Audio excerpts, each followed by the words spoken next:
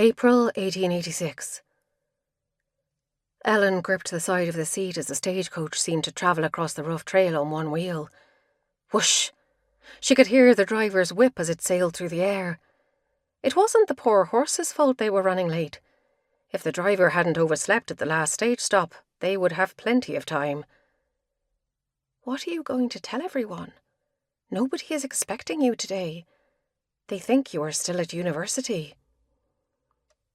Ellen squeezed her eyes shut, trying to stop the negative voice in her head. Usually she would engage someone else in conversation, but the other occupants of the stage were worse than her thoughts. The old woman made Mrs. Shaw look cheerful. She hadn't stopped complaining from the moment she joined the coach. Although she initially found her irritating, she'd become thankful for her presence when two men joined the stage at the last stop. The two men looked and smelled as if they hadn't had access to a bath in over a year. Ironically, they seemed to think she should find them attractive. "Where are you headed, ma'am?" "Don't be impertinent, young man. The young lady doesn't have to disclose her travelling arrangements to you or anyone else." Ellen had smiled her thanks at the older woman. Her smile soon turned down as the lady added, "It's entirely inappropriate for a young lady to be travelling alone. Good thing I am here with you, dear."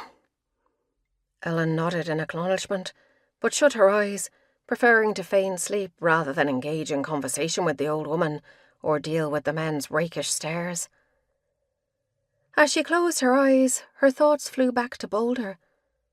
She'd wanted to become a teacher for as long as she could remember.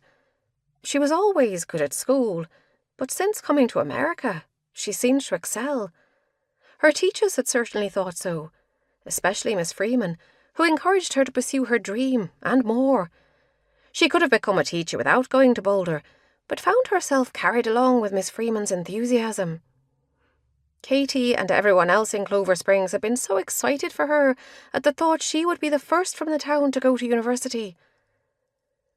But she hadn't given much thought to the reality of her new dream. Going to university meant being away from her family and friends. This last year had been more difficult than she imagined, and not just because she was struggling academically. Ellen's skin prickled. She could feel the men looking at her again. She opened her eyes, hoping once they knew she was aware of them, they would stop. It didn't work. She looked out the window instead. They were almost home. Home. Clover Springs was her home now, and she missed it. She wanted to be a teacher, and she could do that in Clover Springs. She didn't have to go to university. You are just scared you haven't got what it takes. How would Katie and everyone else react if she decided to stay at home? She'd be a disappointment to everyone. Herself most of all.